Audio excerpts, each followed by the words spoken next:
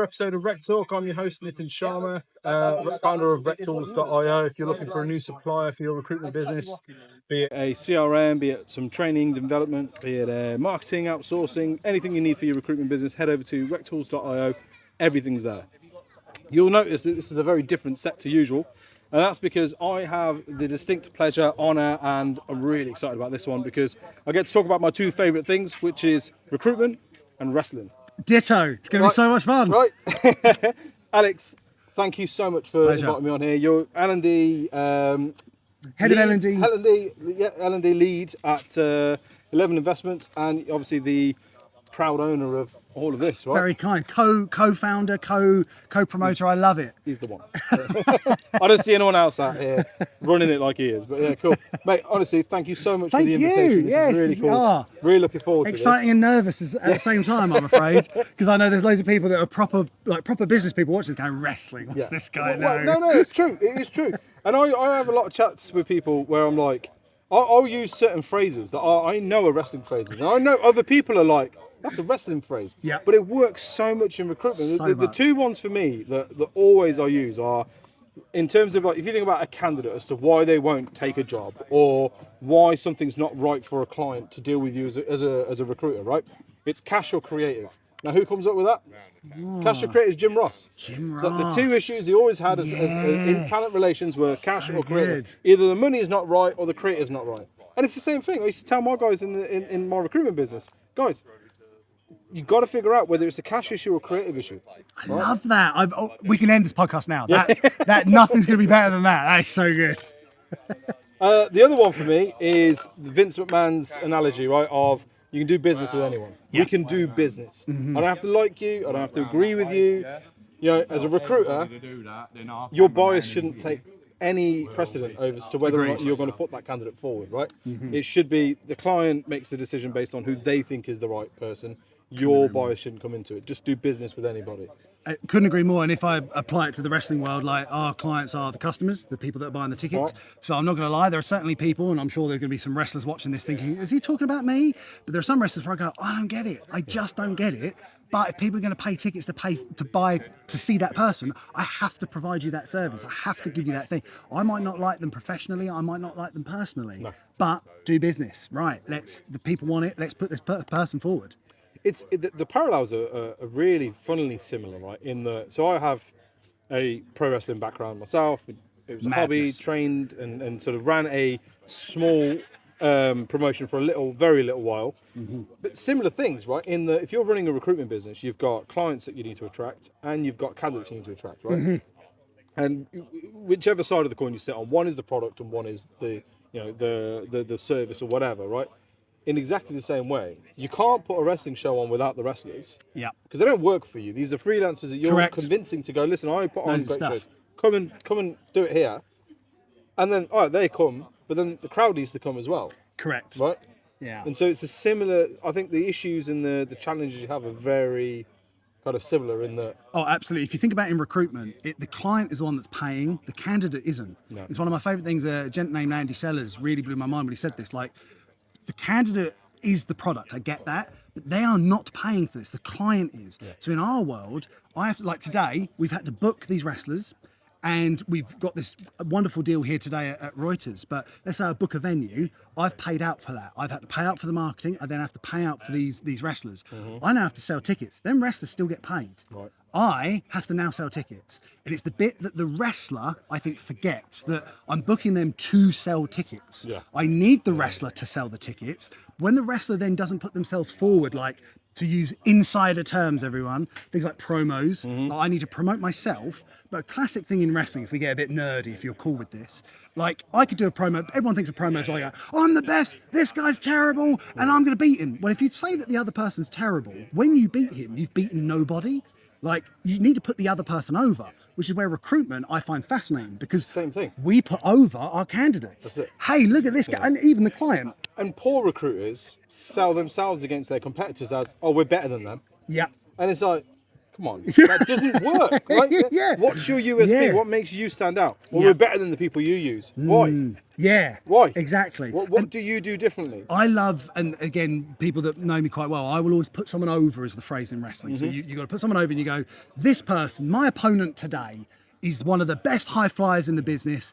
They are regarded as single best. They've been undefeated for 12 months. But today, I have a strategy. And my strategy is X, Y, Z. Same principle in recruitment. Exactly the same, right? Because what you're there doing is you go in, this guy's great, amazing, probably the hardest match I'm going to have.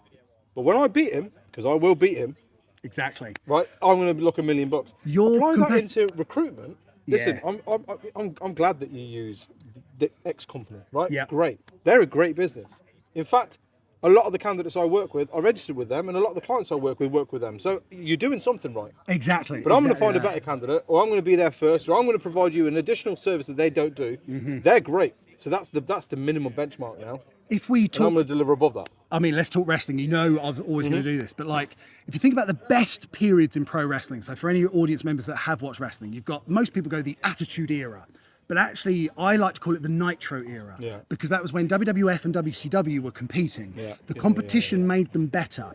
At the moment, wrestling is having a bit of a resurgence. You could argue because there's this little company called AEW running, and it's making WWE go, okay, we actually have to give out our best product. So I like it when a client says, actually, I'm working with other recruiters. Because now, okay, I'll put them over, but I'm going to put me over as well. Exactly. No, absolutely. Yeah. And it's the same in our industry at the minute. People have had a really tough time. You know, there was a period of time where agencies were filling jobs left, right, and centre. Right? I'd send a mailer out, I'd pick 3 jobs up. Yeah. No business development really required. No relationship building really required. It was just literally service what come in. And then all of a sudden the market changes. Everyone's like, oh fuck, I forgot how to business develop.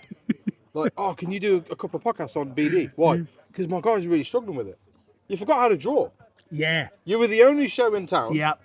And so when Raw come to town, it was a sellout. Why was it a sellout? Because you're the only party in the race. You're only a horse in the race.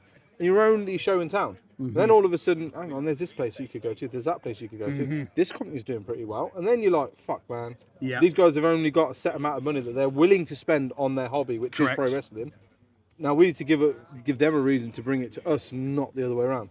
Yeah, absolutely. Couldn't agree more. And the thing, as you were saying that, I was thinking about like sales, I don't want to say sales tactics, but like I've got to convince people to come see wrestling. And there's a chap called Vince Russo, quite polarizing in the wrestling world. I had the privilege of being in a room with him for 4 hours talking about how to book wrestling shows. And there's some people that say he does it really well, some people that say he does it really, really badly. But he said something that really stuck with me, that he calls it, there are 3 bubbles. You have one bubble that are wrestling fans. Anything to do with wrestling, they're going to buy it. They're going to buy it. You put shit out, they'll buy it. They'll buy it. And then you got number 2, casual fan. They'll get into it when it's really good. And then you got casual. And then you got 3, don't care, not interested. So many people focus on this outer ring. And if we talk business development, I sometimes wonder how many people are in this outer ring. Like, I want to work with anyone. I work with everyone. I do everything. No, maybe niche down, maybe focus on that. So if we use those bubbles as the example, I know the middle group are always going to use a recruiter because they can't find these people. But this middle group, actually, if I'm posting on LinkedIn daily, weekly, whatever it might be, if I'm putting myself out there, I'm reminding them that I exist. So in my world, wrestling is lots of wrestling fans go to wrestling shows. That makes sense.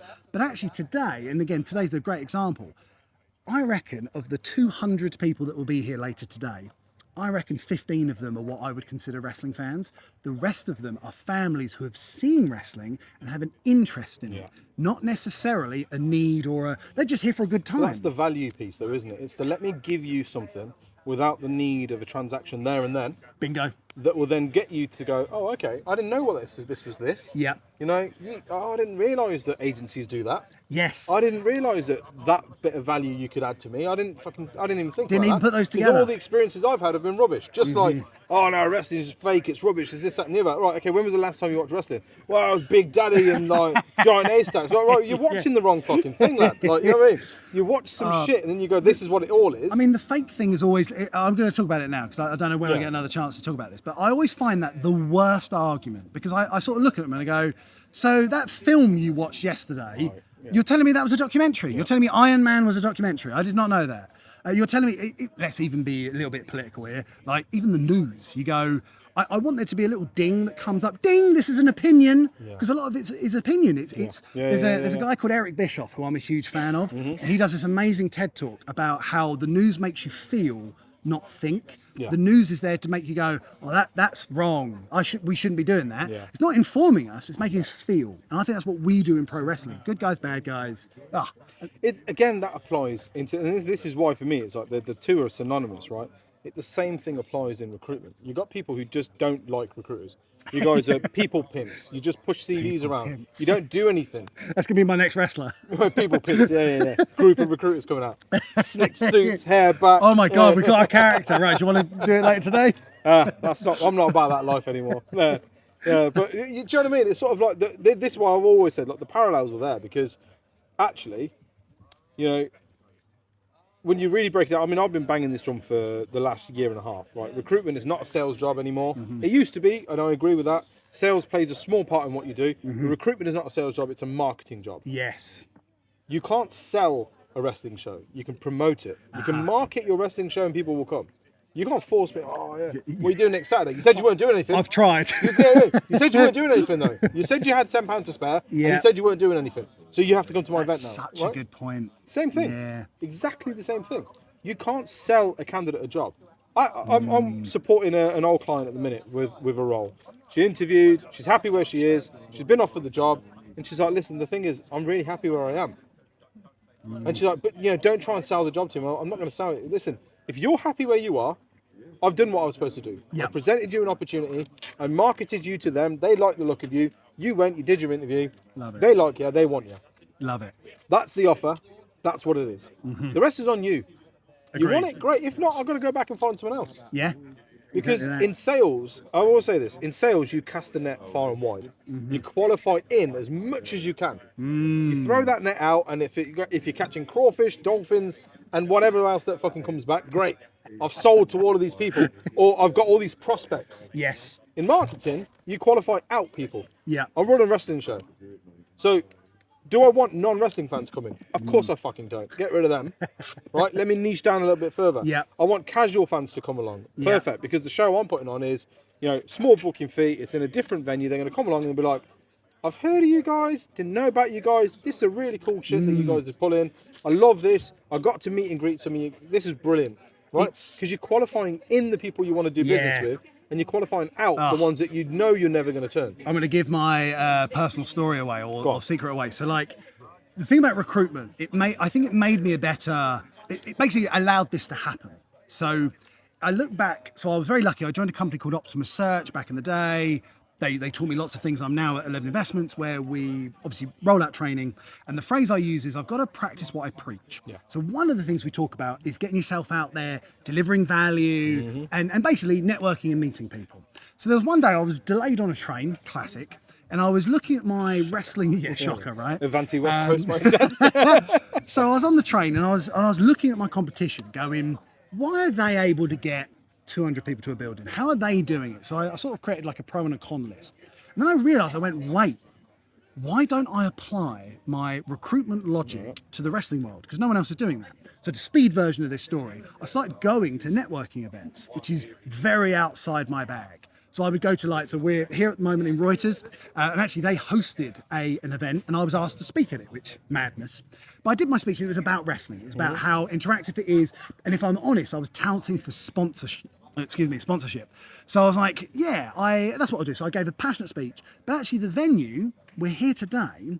If I never did that speech, if I never attended that event, and I never then did the follow-up, we wouldn't be here today. It wouldn't happen. None of this would happen. But at no point was I at that event selling the event. No. I was touting for something else. But because I put myself out there, and so if we again, you didn't go to the thing is, did you secure a sponsor? No, because you were trying to sell the sponsorship. Yeah, right. You weren't trying to. You think what you were there to do was to market UKPW and the concept of wrestling. Yeah, and that's what they brought into. Yes, because in today's day and age, right, people buy into concepts. Yes, right. So gone are the days where I'm like, I have a problem that I'm solving with my bit of kit that I've built. My tech solves this issue.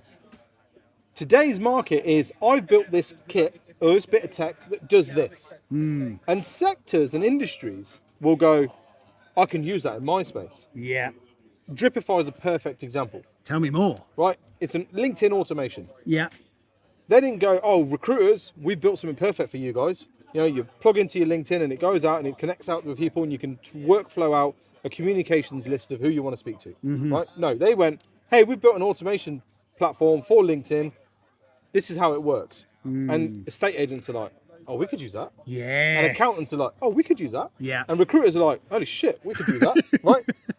Because they're not selling to a industry or a sector. They came up with the concept, and the concept's going to sell itself. Just like the concept of, listen, you didn't sit there and be like, do you know what would be really cool? To run an open air wrestling event in a garden centre. Right? Exactly right. Because you'd be fucking nuts to think that way. What you did was, let me market the concept of what we do and let somebody look at that and go, I'm going to apply that to my world. Yeah. I want more people to attend our place because we've got some real cool shit. Yeah. And the guys that know us, and the guys that have thought about coming here sometimes come here. And there's a whole bunch of people that don't know anything about us. Now, if I can tap into that audience via his network, and all I've got to do is give them a space to put a wrestling show on, happy days, let me do it. And to jump in and to put over 11 investments. So like 11 investments, for those that may not be aware, is like an incubator for lots of recruitment businesses. So I'm a cost, I am part shared between the different brands. So I deliver the L&D. But when you join 11 investments, you're getting into people's networks, you're getting all these specialties. But what I really like is how can I phrase this? What am I going to go with this? I suppose what I'm trying to say is that they know, right, we've got the tech, we've got this idea, let's get all these disciplines under one roof. Yeah. And then what happens is cross-selling. So coming back to your point about this event, I was touting for one thing, I got another. But today, and I know the camera can't see this, but we've got loads of wrestlers over there. But today, we're an attraction. Reuters, the venue today, they're going to attract 200 people that may never have come here before. They're going to get video footage from today because we're going to be marketing this on television and online. But what's then going to happen for us, and I haven't got this far yet, is that one thing leads to another. So because we've got these gigs, next week, to timestamp this event, we're going to be in Brighton. We're going to be in Brighton Beach. And again, I've run over 50 plus wrestling shows. When I started, I definitely didn't think, do you know what I'm going to do? I'm going to run a wrestling show on the beach.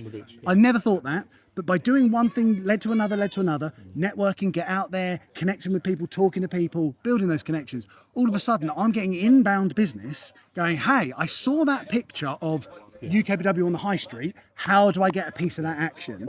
Back to recruitment, there's a chap in our team called Pat, who I adore. He's amazing on LinkedIn because he somehow shoehorns that he's a recruiter, but he just talks about adding value to his industry all the time. And people go, do you know what? I hadn't even thought about getting an Amazon specialist, but actually I probably do need one. Let's have a coffee. Yeah. And now he's the best recruiter that we've got. Yeah, but that's it. Because he's not out there selling what he does. He's out there marketing the value that he adds to the industry, right? Same with my podcast. I'm not sitting here plugging rectals to everyone that will listen. It's not a vanity project. It's a, hey, I'm starting to build an audience.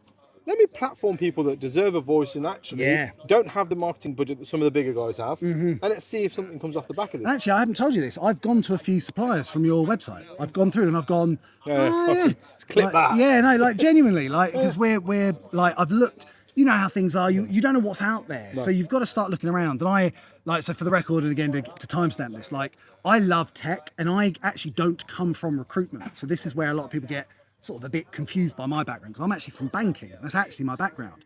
But Optimus Search took a gamble on an L&D person that's outside of sector, but they had Bullhorn, they had Cube 19, and as an L&D person, I had to look at the data to go, okay, well, what makes something good? I had no unconscious bias because I had no prior experience.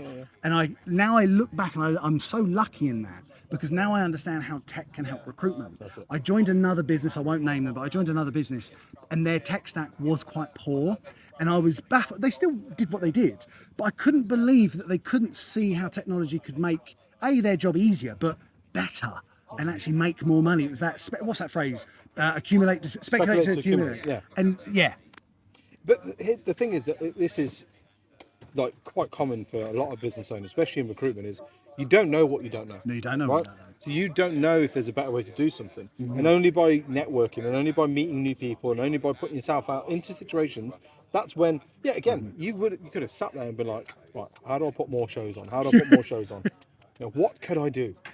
I know. Let me ring around local garden centres and see if they've got a space for me. That wouldn't have happened. No. Right? And that for me is sort of like the beauty of pro wrestling, in that there's so much to learn in business off the back of that, right? Never say never. Yep. Just because somebody is, a mid-carder today doesn't mean they can't be a main eventer in the future, right? With the right level of push and attitude and all the rest of it. There's plenty of that. Right? To jump in, and maybe for podcast people that do love wrestling, like Cody Rhodes is probably my idol in this scenario. So I've met Cody Rhodes, and and I said, you're my, this is before he rejoined WWE. So for those that aren't aware, Cody Rhodes was a WWE wrestler. He's the son of a very famous wrestler called Dusty Rhodes. And he got pigeonholed into this weird gimmick no one really understood. And he was unhappy. He was like, do you know what? I'm done. And you're walking away from a guaranteed basically $1 million a year. Like he wasn't one of the big stars, but he's getting making by. a living, making a good living at that. Yeah. And what I love, and this is where I think, again, coming back to 11 Investments, I love people that gamble on themselves, that bet on themselves. So Cody Rhodes went, do you know what? I'm going to leave WWE and I'm going to go around the world with my name as Cody Rhodes. I'm going to bet on myself. And what happened, speed version of the story, he and a group of people created another wrestling company called All Elite Wrestling, which then directly competed with the WWE. Fast forward a bit more, WWE have now hired Cody Rhodes back, and now Cody Rhodes is the top star in WWE, and it's in a boom period. If you go back 5 years, or even maybe 7 years, that was never going to happen. And Cody Rhodes left, made himself better, marketed himself. He built connections with literally hundreds of thousands of people around the world, because he would come to shows like this, meet the 200 people, have a bond with them. When he rejoined WWE, he'd done all the groundwork. The secret reason why they were the ones advocating for it. Bingo. Yeah. The reason why he's so over is because people like me are like, Cody's amazing. I met him. He was so cool. I know him. Exactly. John, that is personal brand. Exactly. Right? Apply that into the recruitment world. There's your personal brand. I know him. Do you know how many people feel like they know me? I bet. Right? Yeah, because I see you on things. You're always posting stuff. I've got people who'd be like, "Oh yeah, you got married in the Lake District, didn't you? Where do you recommend to go?" And I'm like, "I got married 10 years ago in the Lake District. How did you know that?" Right? Or they'll be like, "Oh yeah, I know you said you were going to India. How was your India trip?" And I'm like, I didn't tell you I was going to it. I put it on LinkedIn that I'm going to India for a few weeks. Well, I'll be back. And it's like these things are clearly resonating with people because they're like, I feel like I know this person. Exactly. Which then all feeds into. It's like when I reached out to you. We'd never spoken before. Never met ever. Before.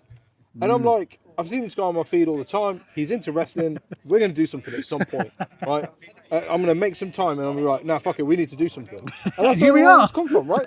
And that for me is sort of like, whatever your passion is, be it pro wrestling, be it football, be it whatever, look for transferables because they are out there. I mean, to give some free training away, the thing that I find baffling is, so I get a little bit of stick with like, Alex, you keep talking about wrestling on LinkedIn. They go, yeah, right. And I go, well, I'm that guy. Yeah. And there's times where I'll tweak it to whatever. If I had tits, I'd post bikini pics. Like, come on. You know what I mean? That's really got me. That really made me laugh. But as an example, like if I'm posting out, I don't know who's seeing it. Yeah. So again, talking about the Brighton event, they saw a photo of us running an event in Gillingham High Street and they went, can we do that? And it's like, well, yeah, let's do business. Let's try and figure it out. And so we're going to do our biggest event next week, which we talk about today. We're having a chat today. What I find baffling is that I'm posting a bit for fun, but in the back of my mind going, someone might see this. What I don't understand are the recruiters that genuinely make hundreds of thousands of pounds, and it takes 5 minutes just to go like, today I've spoken to 3 amazing candidates, here's my insight about the market. You're delivering value. It baffles me. Because they feel like they're gatekeeping something. Yeah. Right? And it's like, listen, you are a 200, 300, 400k a year biller. Not because you have a secret recipe, not because you have a secret access to candidates that no one else has got, right? Because the reality is you're likable. There's something about you that stands you above your competition, right? So you don't gatekeep your secrets because actually your 200k a year biller could be a 400k biller just by saying, hey, here's what I've done this week. Yeah. Here's the type of candidates that I've spoken to. Here's the clients that I've supported this week, right? And if you're doubling down, especially if you're in a niche market, like I don't understand why more recruiters don't do podcasts. And the amount of people that I see posting like, oh God, yeah, another recruiter with a podcast. I'm like, you guys are so fucking dumb, right? You don't get a chance to sit with your prospect or your client or your prospect client for an hour to pitch to them about recruitment. But if you're a super niche recruiter and you go, listen, do you want to jump on my podcast? Because I talk about the hospitality industry. That's what I do. Yeah. And then we start having a chat, and then we go, oh, that was really cool. Really appreciate that. Thank you very much. What do you do for your recruitment anyway? What else do you do? You can't just do podcasting all the time. No, actually, I'm in recruitment, and I recruit for general managers. I know you guys are looking for a general manager at the minute, actually. Yeah. But give me a shout if you need any help with it. Love that. I mean, to jump in with one of my directors, a guy called Joe, who he was on a podcast as a guest. Now, when I went to interview with 11 Investments, before I went as a candidate, obviously you're going to do your research. Yeah. So I typed in the directors' names, and Joe had come up on a podcast. I thought, do you know what, I'm going to watch this to see if I'm going to fit. And he was a wonderful guest. And that was because he went on a podcast. There are so many people that are like, no thanks, I won't do it. And I always think, well, how? Like, put yourself out there. I don't understand how you can work in recruitment and not be okay doing a podcast. Yeah. Yeah, right? Fair. I don't understand how you can be in recruitment and be like, oh, I couldn't host a podcast. What do you mean? Yeah. Can you sit in front of a client for an hour and shit chat for 90% of it and then pitch for the 10% at the end? So true. Oh, no, So I can't. true. Well, that's why you're struggling then, because you should be able to do that. You should naturally be able to be like, oh, this person likes bicycles. Let me put my bicycle hat on. Yeah. Tell me about that. I really like it. What was cycling all about? Why do people spend so much time and energy in that?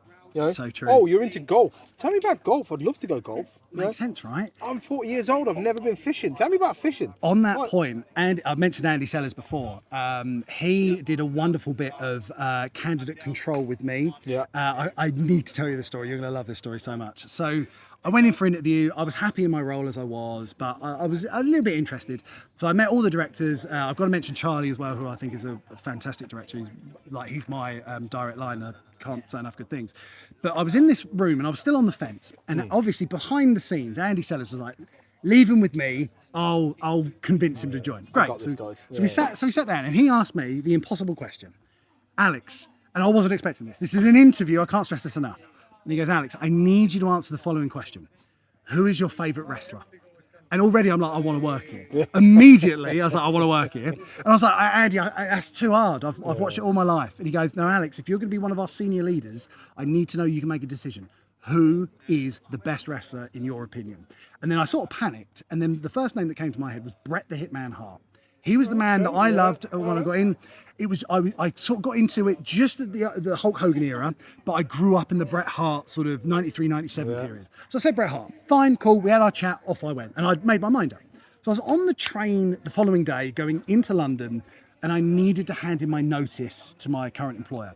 And I really was still on the fence. Honestly, I was. And I look back now and I'm baffled by that. But anyway, I was on the fence. And then I love this. I got a WhatsApp message from Andy going, thanks again for the chat, Alex, yesterday. Really, really great. I've got a little video message that someone wants to send you. So he forwarded this message. And I saw the thumbnail and went, no way. Yeah. So I clicked the video and it was Bret the Hitman Hart. And my childhood hero, let's just set the scene. We are currently sitting in a wrestling ring on a wrestling day on an event that I'm helping to run. My hero is on that video call going, congratulations, Alex, on working at 11 Investments. And obviously you had to throw in Andy Sellers' name. Andy knows you're going to be great. And it's 2 minutes of, and I can't stress this enough, my childhood hero saying, well done on the new job, you're going to do great. Like I've told 11 Investments, I'm going nowhere because my childhood hero told me. Bret Hart told me to take this job. Yeah, exactly. Yeah. But to that. get serious again though, like it was the Andy knew what he was doing. Like I'm gonna talk about this candidate. I'm gonna show interest in this person. I must have waffled for 20 odd minutes about pro wrestling. Now I think he was genuinely interested, but candidate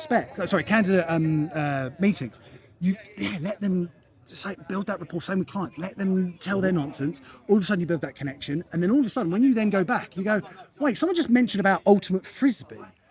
No, I remember that guy over there. Wait a minute. Mm-hmm. You as the recruiter can be the ultimate matcher, but you can only do that with the number of people that you speak to. So marketing yourself out there. If anyone is watching this and you're thinking, I'm not sure, just put anything up. I know people go, yeah, but I'm not adding a lot of value. You are the value. Work with me, talk with me. What? It's getting windy. It's getting a bit windy. The mics are starting to fail. The ring's shaking because these guys want us to get the hell out of Yeah, there. they really do. Mate, I appreciate this. Thanks It's so been much. Cool. Pleasure. We'll definitely do a follow-up at some point. Next time you guys are nearer to us or whatever. Yeah. No, this has been cool. Thank you so much. Thank you. Again, thanks for watching, and let's enjoy some pro wrestling. There you go. Cheers for listening, guys. We'll see you again next time.